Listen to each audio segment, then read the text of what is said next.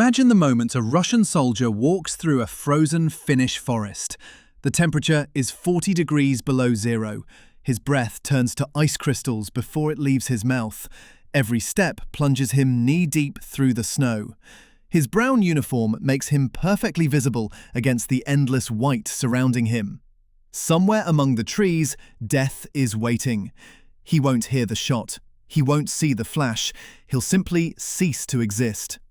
The bullet comes from a direction no one can determine. His comrade drops a few seconds later, then another, and another. No one sees where the fire is coming from. No one knows where this phantom is hiding. Soviet soldiers called him Belaya Smert, the White Death. It was a name that struck terror into the hearts of hundreds of thousands of Red Army soldiers. The man behind that name stood only 5'3", a farmer from a small Finnish village, a hunter who had spent his life in the forests near the Russian border. His name was Simo Häyhä. And this is the story of how one man became the deadliest sniper in the history of warfare. To understand how Simo Häyhä became a legend, we need to go back to the autumn of 1939. Europe was already ablaze. On the 1st of September that year, Nazi Germany invaded Poland. 2 days later, Britain and France declared war on Germany. The Second World War had officially begun. But just 3 weeks before the German invasion of Poland, something happened that would seal the fate of little Finland.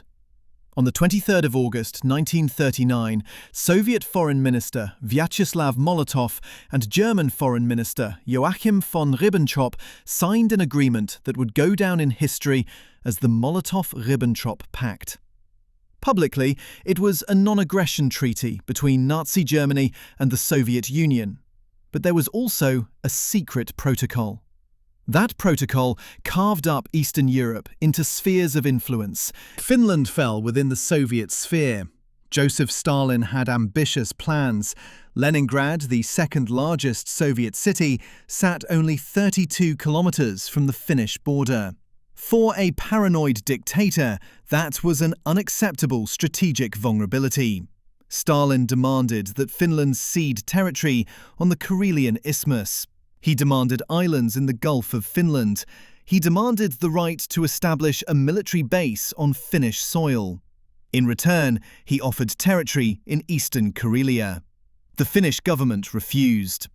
On the 26th of November 1939, the Soviets staged an incident in the village of Mainila.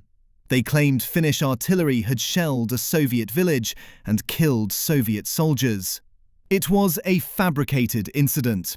Later investigations showed the Soviets had shelled their own village to manufacture a pretext for war. 4 days later, on the 30th of November 1939, the Red Army crossed the Finnish border. The League of Nations declared the attack illegal and expelled the Soviet Union from membership. It was an unprecedented condemnation in the history of that international body. But condemnation didn't bring military aid. The Western powers were consumed by their own problems. Britain and France were at war with Germany. Sweden declared neutrality. The United States kept its distance from European conflicts. Finland stood alone. The numbers were staggering. Finland had roughly 300,000 soldiers. The Soviets sent between 450,000 and 750,000. The Finns had 30 tanks. The Soviets had nearly 6,000. Finland had 130 aircraft. The Soviets had more than 3,000. By every military calculation, Finland didn't stand a chance. It should have fallen within weeks. Stalin was so confident of a swift victory that he commissioned ceremonial music from Dmitry Shostakovich. That composition was to be performed as Soviet military orchestras paraded through a conquered Helsinki. The deadline for Finland's surrender was the 21st of December 1939. It was Stalin's 60th birthday. He planned to give himself a conquered Finland as a gift. But Stalin hadn't accounted for something that can't be measured in numbers. He hadn't accounted for the state of his own army. Just 2 years earlier, in 1937 and 38, he had carried out the Great Purge. Around 11,000 Red Army officers had been removed, imprisoned, or executed. 2/3 of brigade, division, and army commanders were eliminated. Experienced officers were replaced by inexperienced ones, promoted solely for political loyalty. The result was an army with plenty of weapons, but precious little competent leadership. On top of that, Soviet soldiers were completely unprepared for the conditions they'd be fighting in. Most of them lacked white camouflage clothing. They had no skis. They didn't know how to survive in extreme cold. They came from all corners of the vast Soviet Union. Many of them had never seen that much snow. The Finns, on the other hand, were home. This was their land. They knew every grove, every valley, every frozen stream. They'd been skiing, hunting, and surviving the worst winter conditions since childhood. Stalin hadn't counted on Finnish resolve. He hadn't counted on men like Simo Häyhä. Simo Häyhä was born on the 17th of December 1905 in the small village of Keski-Senkylä in the municipality of Rautjärvi. The place sat in southeastern Finland, just a few dozen kilometers from the Russian border. Life in that region was hard, but it forged people tougher than steel. Winters were brutal. Temperatures regularly dropped below -30. Snow blanketed the ground for months. To survive, the locals had to learn to live with nature, not against it. Simo's family were farmers. He was the 7th of 8 children. From an early age, he learned to work the land. But what truly drew him was the forest, the vast Finnish forests teeming with game. As a boy, he learned to hunt. This wasn't a hobby, it was a way of life. Hunting put food on the table. He learned to move silently through snow. He learned to wait for hours without moving, holding out for the perfect moment to fire. He learned to read tracks in the snow. He learned to anticipate animal behavior. He learned how to remain invisible in the forest. He learned to control his breathing so it wouldn't give away his position. He learned how to endure cold that would kill a less prepared man. In those forests, he developed the patience that would later make him lethal. Hunters must be patient. Sometimes they have to wait for hours, completely still. One wrong move and the prey bolts. Every one of those skills would make him a deadly war machine 2 decades later. His first rifle was an old blunderbuss pistol. He used it to hunt small game in the woods around his village. Neighbours described him as a quiet and reserved young man, friendly but not one for much talk. He spent most of his time outside in nature. In 1922, at just 17 years old, Simo joined the Finnish Civil Guard. It was a voluntary paramilitary organisation that served as a reserve for the Finnish army. In the Civil Guard, Simo began developing his marksmanship. It quickly became clear he had a natural talent. He could hit targets at distances others thought impossible. In 1925, at 20 years old, he entered the regular army for his 15-month mandatory service. He served in a bicycle battalion. He completed non-commissioned officer school, but what interested him most was competitive shooting. At local marksmanship competitions, he regularly won prizes. His precision was almost supernatural. He could estimate the distance to a target with an error of just 1 meter at ranges up to 150 meters. That's a skill most marksmen never master. Simo had it instinctively. After his military service, he returned to civilian life. He continued working on the family farm. He kept hunting in the forests of his childhood. He lived a quiet life, far removed from world politics. But the world had different plans for him. In 1938, he received specialist sniper training. The Finnish army was preparing for what seemed inevitable, a conflict with the Soviet Union. When Soviet artillery began bombarding Finnish cities on the 30th of November 1939, Simo Häyhä was 34 years old. He was called up as part of the 6th Company, 34th Infantry Regiment. He served under Lieutenant Arne Juutilainen, a man who would himself become a legend under the nickname the Terror of Morocco. The unit was deployed to one of the most critical sectors of the front, the Kollaa River. Kollaa was a strategically vital point. If the Soviets broke through there, they could strike the Mannerheim Line from behind. The Mannerheim Line was a series of Finnish fortifications on the Karelian Isthmus, named after Marshal Carl Gustaf Emil Mannerheim, Supreme Commander of Finland's armed forces. That defensive line was Finland's answer to the French Maginot Line. It consisted of bunkers, trenches, and anti-tank obstacles. But it wasn't nearly as strong as many believed. Mostly it was shallow trenches and small bunkers spread far apart. The entire Finnish defence could collapse if the Soviets managed to attack from the rear. That's why Kollaa mattered so much. The problem was that Kollaa was nearly impossible to defend.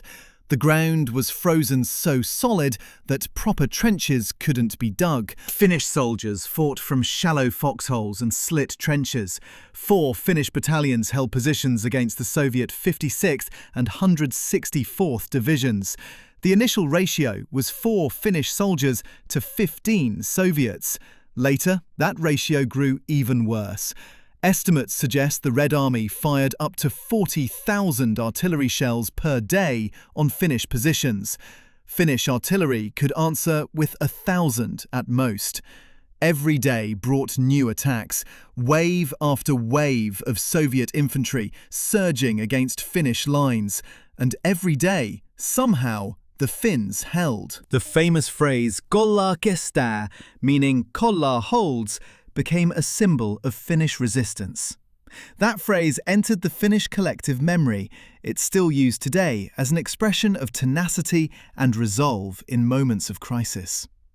When General Hägglund asked whether Kollaa would hold, Lieutenant Juutilainen answered simply, "Kollaa will hold unless the order comes to run." Those words echo through Finnish language and culture to this day. They didn't run. At one defensive point called Killer Hill, 32 Finnish soldiers faced an assault by an entire Soviet regiment. 400 Soviet soldiers died in that attack. Of the 32 Finns, only 4 survived. But the line held. In the middle of that hell, Simo Häyhä found his purpose. While his comrades fought in the trenches, he would slip out to his position before dawn every morning. He'd dig a hole in the snow, he'd dress entirely in white, and he'd wait. His rifle was a Finnish M/28-30, a variant of the Russian Mosin Nagant. The Finns called that rifle pistikorva, meaning spitz, because the front sight resembled the head of a Spitz dog. It was reliable but not particularly sophisticated. What made that rifle deadly was the man holding it. Unlike most snipers of his era, Simo didn't use a telescopic sight. He used plain iron sights. It was a deliberate choice, and it had several reasons. A telescopic sight requires the shooter to raise his head a few centimeters higher to look through it. Those few centimeters can mean the difference between life and death. Beyond that, the glass of a scope can reflect sunlight. That reflection can reveal a sniper's position to the enemy. In extreme cold, telescopic sights tend to fog up. Moisture from breath or body heat condenses on the glass and freezes. Iron sights don't have that problem. They're simple, reliable, and work in any conditions. But using iron sights at the distances Simo was shooting required extraordinary skill. He had it. Simo's tactics were simple but devastatingly effective. Every morning before sunrise, he'd move to his position. He'd dig a shallow depression in the snow, just deep enough to conceal his small frame. His height of only 5'3" was an advantage. He was easier to hide. He'd put on a white camouflage suit that made him virtually invisible against the snowy landscape. And then he'd do something most people couldn't imagine. He'd put snow in his mouth. It sounds like torture, but the logic was flawless. At -40 degrees, breath creates a visible cloud of vapor. That vapor can give away a sniper's position. By cooling his breath with snow in his mouth, Simo eliminated that risk. His position was completely invisible. He'd also pack snow in front of the barrel. When the rifle fired, the recoil could kick up a small puff of snow. Packed snow prevented that. He wore multiple layers of wool beneath the white suit. In his pockets, he carried sugar and bread. He'd eat them throughout the day, so his body had enough calories to generate heat. And he'd wait. For hours he lay motionless in the snow, watching through his sights, observing Soviet positions, waiting for someone to appear. That kind of waiting demanded incredible mental fortitude. Most people couldn't endure even an hour under those conditions. Simo waited from dawn to dusk. In December and January at those latitudes, the sun is up only a few hours a day. That meant narrow windows for action, but it also meant every shot had to count. There was no room for error, no time for a follow-up. One bullet, one opportunity. One life ended on the other side. Soviet soldiers had no white camouflage. They wore brown uniforms that stood out against the white backdrop, like advertisements saying, "Here I am, shoot me." They were perfect targets. When Simo spotted a target, he wouldn't rush. He'd take his time. Estimate the distance, adjust the sight. One bullet, one kill. Then he'd wait again. He didn't fire randomly. He didn't spray bullets. Every shot was precise, calculated, lethal. On the 21st of December 1939, Simo achieved his record day. 25 confirmed kills in a single day. That number sounds almost impossible, but the Soviets made it easy for him. They attacked in predictable waves. They bunched up in narrow passages. They advanced over open ground where Finnish defensive firepower could reach them. Simo sometimes had more targets than he could engage. Every day he logged his kills. His comrades also tracked his score. At first, even his superiors didn't believe the numbers. Lieutenant Colonel Taitinen ordered an official observer to accompany Simo and verify his results. The observer confirmed what everyone had seen.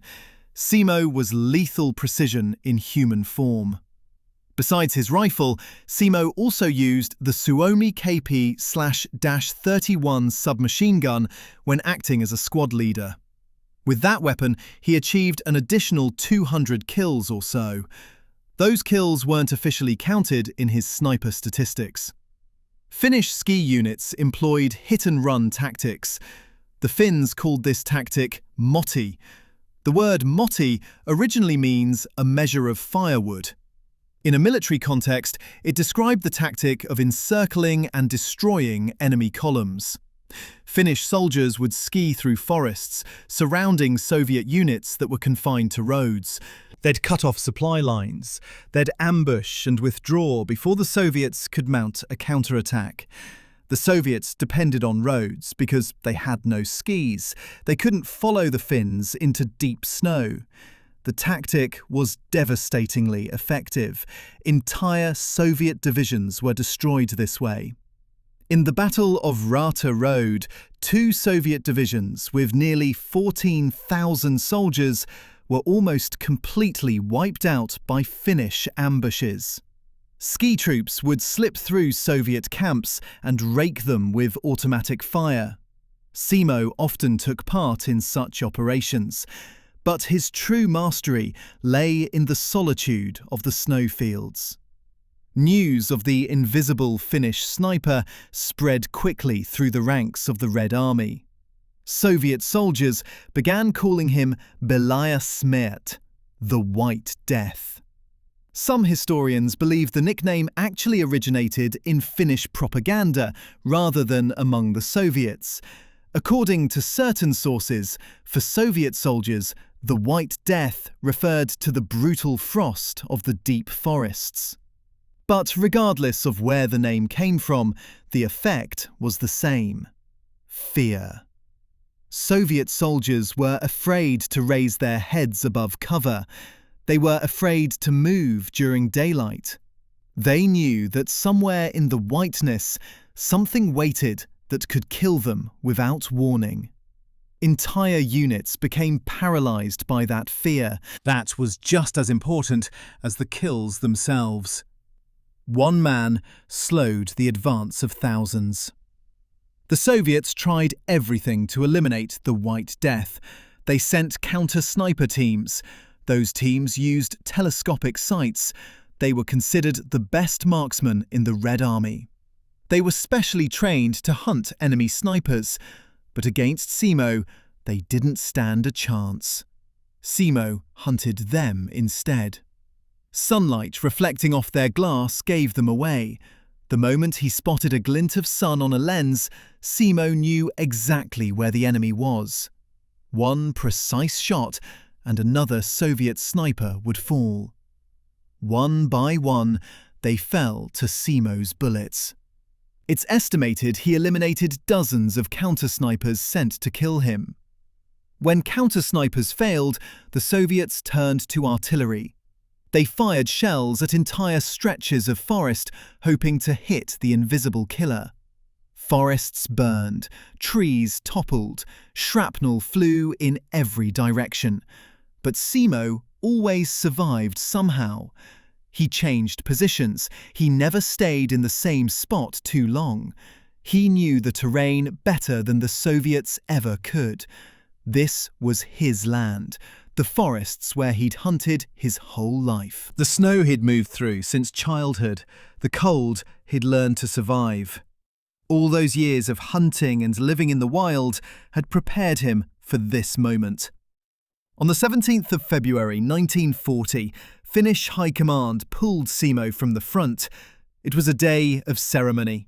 He was declared a hero of Finland. He was awarded the Cross of Kollaa. At that point, he had more than 500 officially confirmed kills. He was the deadliest sniper in the world. But the war wasn't over yet. After the ceremony, Simo returned to the front. He went back to doing what he did best. On the 6th of March 1940, Simo's luck ran out. That day, he took up position as he did every other day. He was watching through his sights, searching for targets. Somewhere in the distance, a Soviet soldier was also watching through his sights. He didn't have a telescopic sight, but he had something that would change Simo's life forever. An explosive bullet. Such bullets were banned by international conventions, but in the brutality of the Winter War, rules meant very little. The bullet struck Simo in the lower left side of his jaw. The explosion shattered both his upper and lower jaw and his left cheek. The force of the explosive round was so great, it nearly tore the lower half of his face from the rest of his head. Blood poured onto the snow. The soldiers who found him reported that half his face was missing. He looked dead. They laid him on a pile of fallen comrades.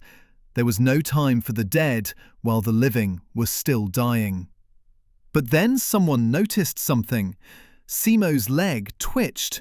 He was still alive. They loaded him onto a sled and rushed him to a field hospital. The doctors managed to stabilize him, but made no promises about survival. Simo fell into a coma. He remained unconscious for 7 days. On the 13th of March 1940, he woke up. The first thing he heard was the news that the war was over. That same day, Finland and the Soviet Union signed the Moscow Peace Treaty. The Winter War was finished. Technically, it was a Soviet victory. Finland had to cede territory to the Soviet Union. The Karelian Isthmus was lost. The islands in the Gulf of Finland were lost. More than 400,000 Finnish civilians had to abandon homes that were now on Soviet soil. But the real story told something different. A small nation of 4 million people had stood against a giant of 150 million. The Soviets lost between 130,000 and 270,000 soldiers. The Finns lost around 25,000. The casualty ratio was devastating for the Soviets. For every Finnish division lost, the Soviets lost 5 or more of their own. The Red Army lost over 2,300 armoured vehicles and 700 aircraft. Finland showed the world that a giant can be beaten, that you can stand up to a seemingly invincible enemy, that courage and skill can compensate for being vastly outnumbered. The Winter War became a symbol of small nations resisting imperialist aggression. The humiliating failure of the Soviet military was one of the factors that encouraged Hitler to consider invading the Soviet Union. If little Finland could damage the Red Army that badly, what could the mighty Wehrmacht do? That calculation would prove a fatal miscalculation for millions of people. But that's a story for another day. For Simo Häyhä, the war was definitively over. His recovery took years. He underwent surgery after surgery, 10 operations in total.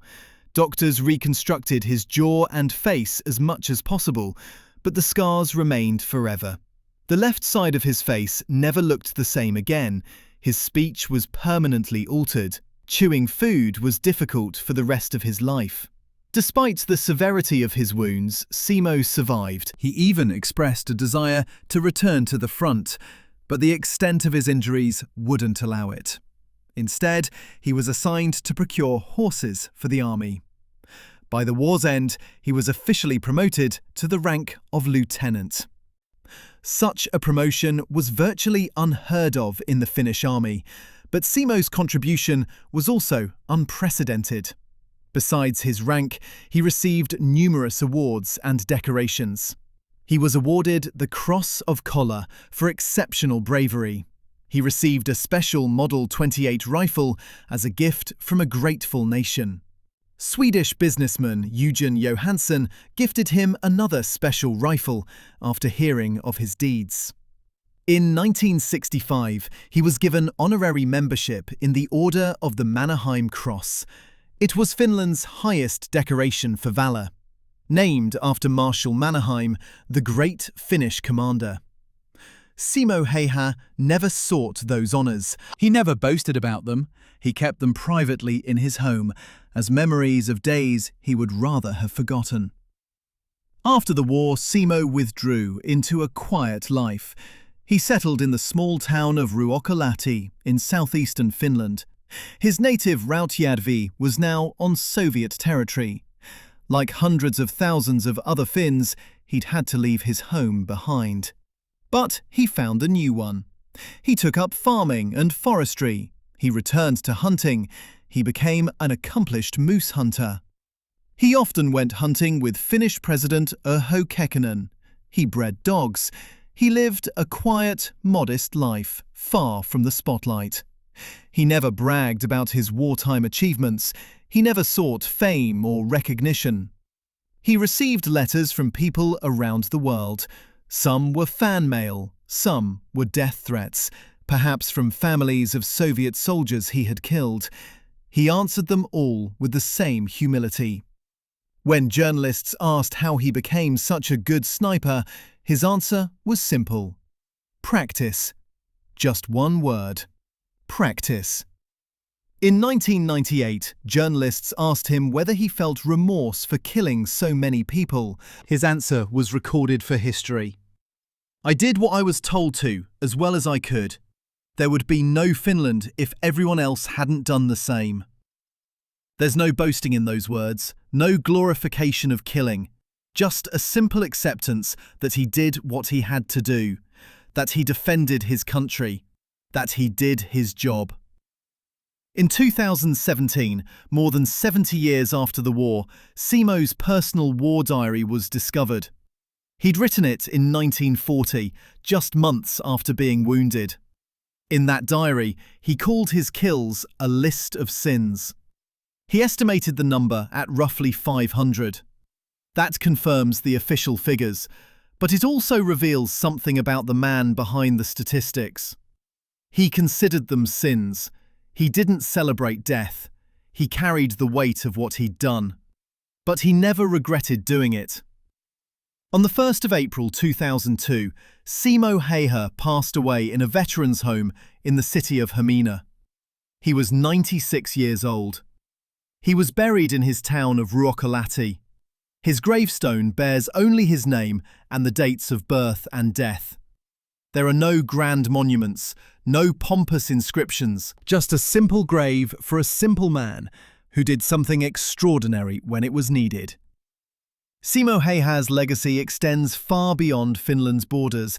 Military strategists around the world study his tactics. Sniper schools use his methods as case studies. The principles he employed, patience, camouflage, knowledge of terrain, and the use of simple but reliable weaponry, remain relevant to this day. Modern militaries have learned from his example that technology is no substitute for skill, that a simple iron sight in the hands of a master can be deadlier than the most advanced optical system. His story has inspired books, films, and songs. Swedish heavy metal band Sabaton wrote the song White Death in his honour. It was released in 2010 on the album Coat of Arms. Scottish band Akron dedicated an entire EP with 3 songs to him in 2014. Japanese band 2 Mega Therion wrote a song called simply Simo Häyhä. A film about his life has been planned under the title The White Death. But perhaps the most important legacy is what Simo Häyhä represents for the Finnish people. He is a symbol of sisu. Sisu is a Finnish word that can't be easily translated. The closest translation would be something like fearless determination or an inner strength that emerges when all seems lost. It's the ability to keep fighting when reason says the fight is hopeless. Simo Häyhä was the embodiment of sisu, a small farmer from a border village who stood against the largest army in the world, a man who lay in snow at -40 degrees for hours, waiting for the perfect moment. A man who kept firing until a bullet blew his face apart. A man who survived and went on living modestly, asking for nothing in return. His story reminds us that raw numbers don't always determine the outcome, that one determined individual can make a difference, that skill, patience, and knowing your terrain can outweigh brute force. But his story also reminds us of the cost of war. The hundreds of Soviet soldiers who died under his bullets were also sons, brothers, husbands, and fathers. Their families never learned where or how they fell. Somewhere in the frozen forests of Karelia lie the bones of men taken by the White Death. Simo's list of sins was also their list of fates. War is always a tragedy, no matter which side you see it from. Simo Häyhä understood that. That's why he never celebrated his kills. That's why he called his victims sins. That's why he spent the rest of his life quietly, far from war and violence. Maybe that's the real lesson of his story, not the glory of killing, but the understanding that sometimes killing is a necessary evil in defense of everything we hold dear, and that those who do it carry the burden for the rest of their lives. Simo Häyhä was an ordinary man placed in extraordinary circumstances. He wasn't a superhero, he wasn't superhuman. He was a farmer, a hunter, and a soldier who did what had to be done. And then he returned to his normal life, as though nothing had happened. That might be the most remarkable thing of all. The ability to carry on after everything he'd seen and done. The ability to find peace after so much violence. The White Death was never just about the body count. It was about a man who did the unthinkable so that his country could remain free, and who then went home and kept on living as if nothing had happened. Because for him, nothing really had happened, except duty. And duty isn't celebrated, duty is fulfilled. And that is what Simo Häyhä did every day in the snows of Kollaa. He fulfilled his duty, as well as he could. Thank you for staying with us until the end of this story.